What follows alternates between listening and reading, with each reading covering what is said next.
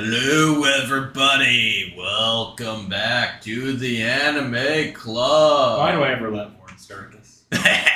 Because you hesitated. Hesitation means death in battle. Hesitation means defeat. It means you fail, yeah, B.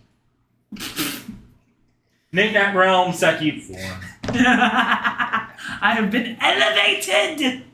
So, this week, technically it was Rando's pick, but in reality it was mine. And let's all applaud my flawless taste in anime. Obviously, never hit a bad show. Never. Not once! Not time. even ever. Not a chance. So, the random hat elected that I should go, and we should watch Nura no Mago, or Nura Rise of the Yokai Clan.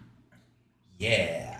This was a fun little series. Yeah, specifically the first 12 episodes of season 1, so not the Demon Capital, which is technically season 2, but it's usually what you'll find first when you Google it. But yeah, so we watched, the first 12 episodes of season 1.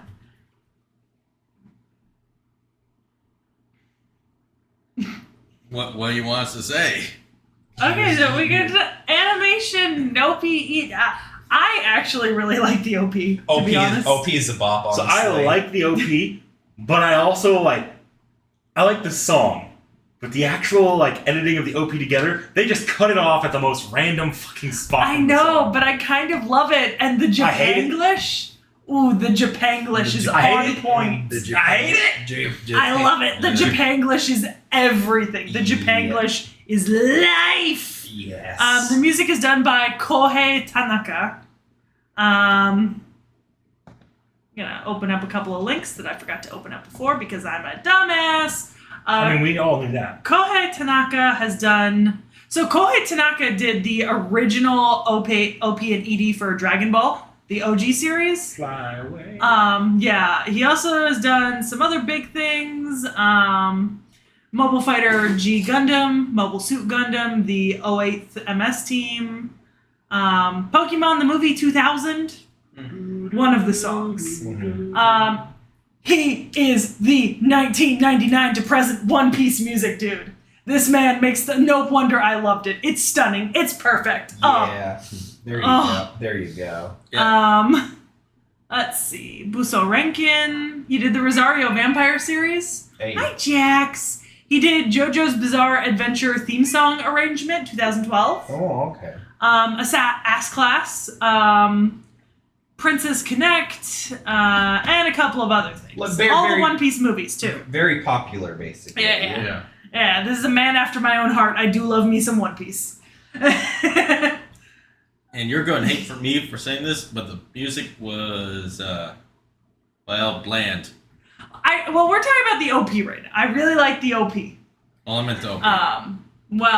You're just wrong. You're just the objectively. story section, You're just but, objective. We'll get to that later. I like the OP. I thought it was a bop. Same. Cat, no. You're not going to climb my bag.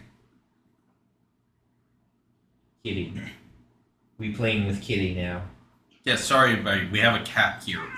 Kitty. We've had a cat here the last 6 recordings. This Yes. one's just extra. Yeah. This one's just an extra rambunctious one. I will say that the ED was a little random. I actually really like the ED. Yeah, the ED was interesting. The I liked ED was fun, but it was a little random at times to just have that pop up.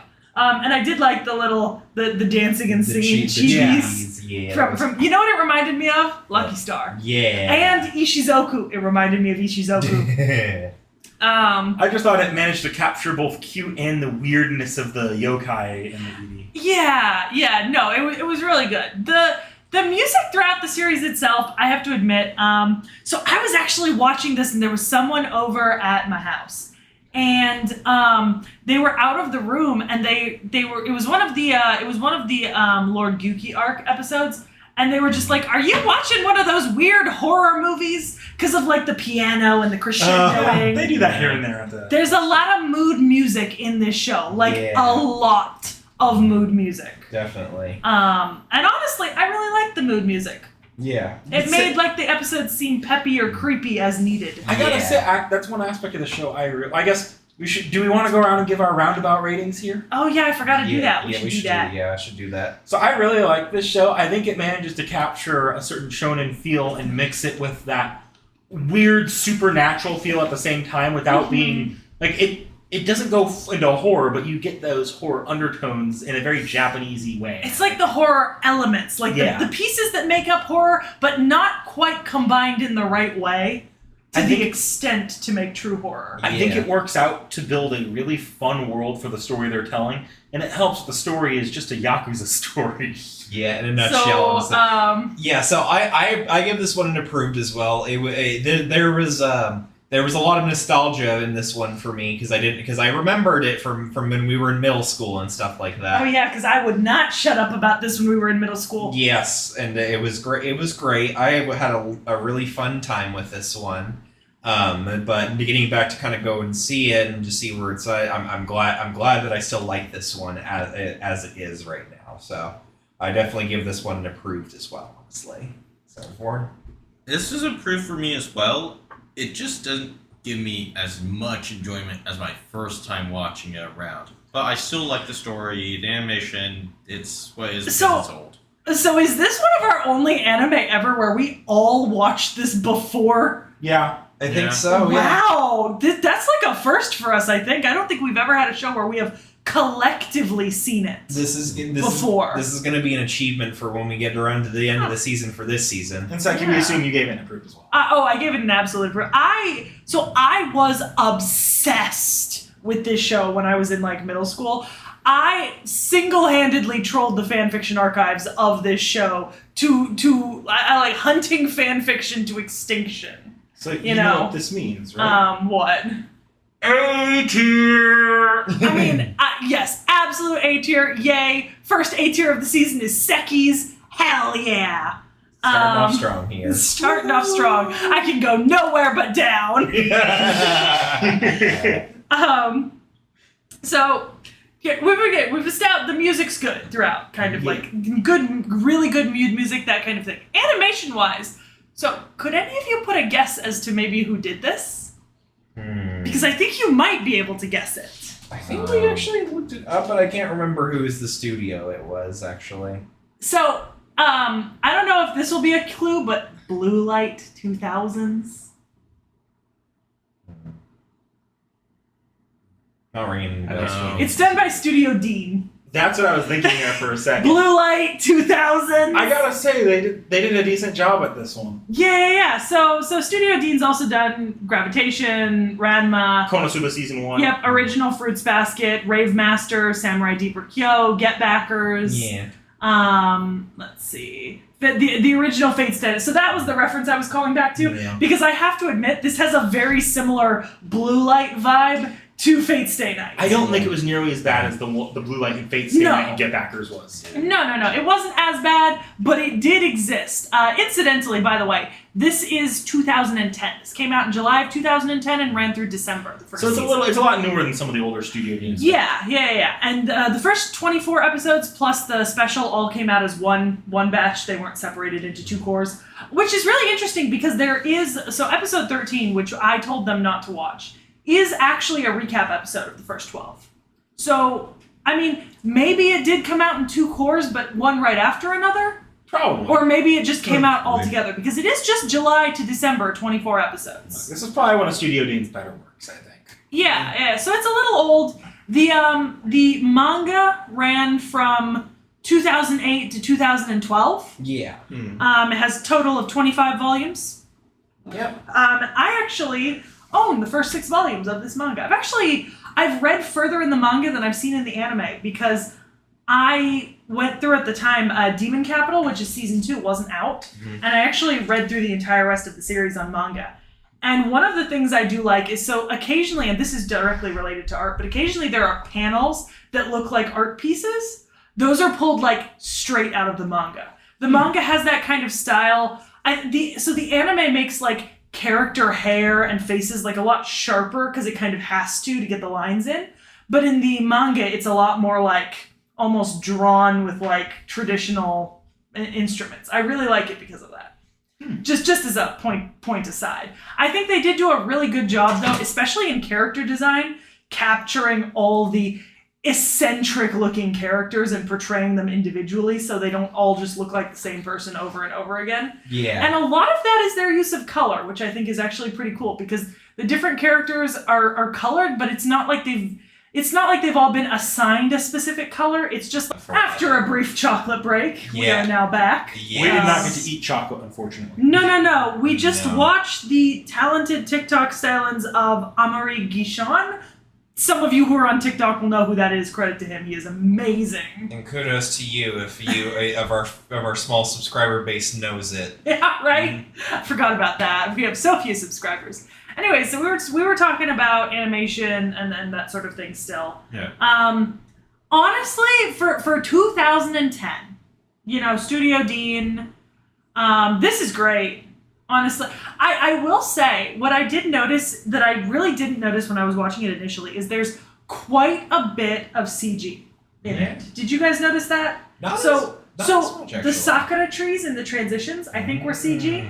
And whenever they zoomed into the house with like no one in the entryway, like they did that thing where they like came down from the street like you were in one of those flying. That I did notice was Yeah. CG. That in specific I did notice was CG. I think that, and then I think so. It does that thing that shows from like the 2000s and 2010 did, where there's like an actual card on the screen for where the commercial break goes. Yeah. You know what I mean? Yeah. And you remember the Sakura trees moving right then? That's CG. Or I don't think they were Sakura. Yeah, no, there was a scene with Sakura. Okay, but I think that was CG as well. Yeah. And I think, while it's very noticeable, it's also, it wasn't bad noticeable. Yeah. It was just 'Cause- an interesting way to use it, especially because, like, you see especially when, like, the yokai arrive, you see them, like, coming in via, like, flying carts often. Yeah. So, like, us coming in with that same view was kind of cool, I have to admit. Yeah. I didn't think the CG was too noticeable, to be honest. Yeah, honestly. I thought it was pretty good especially for the time period. Yeah, well, it's also, I think, because the main problem with CG is that they try to use it for characters oftentimes, but they didn't really use it for characters. They used it mainly for backgrounds and stuff like that. Yeah. No, that's entirely fair. Yeah. I think there's a good use of it here, like an appropriate amount. Not too much, but it's still there. Yeah. Just wondering, Zach, Matt, the faces of the characters, are those the exact same faces in the manga, or did Studio D do their own thing? They're the same faces, but so you've seen Yu-Gi-Oh, right? The anime? Yeah. Have you ever seen the Yu-Gi-Oh manga? A little bit. How the art style's like a lot softer and like where there are spikes, there are waves and that sort of thing? That's kind of what the Nura manga looks like. Ah. Like it's a little bit more wavy, I think.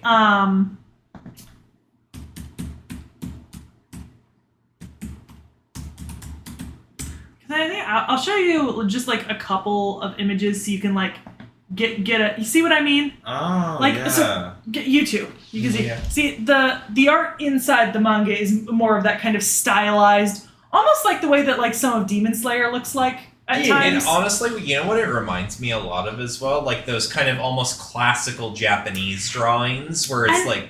And I think it's supposed to because of the theming and topics presented in it. Yeah. Which we are definitely going to get into in the next episode. But the character faces are in essence the same. Mm-hmm. It's just the lines are more spiky and pointy and kind of like thin lines rather than like thick brush strokes. Yeah. Which is typical of most anime that are from manga with that art style. You can't really translate that very easily for like a reasonable budget. It would take a lot more budget to translate that to screen. So perfectly understandable. Mm-hmm. No problem with that. So I guess with that being said, we'll move on to, story and themes and shit, because honestly, this has got a fucking great story. Yeah. Definitely. So we'll see you back here in a few days. Try harder, everyone. See ya! Like, comment, subscribe.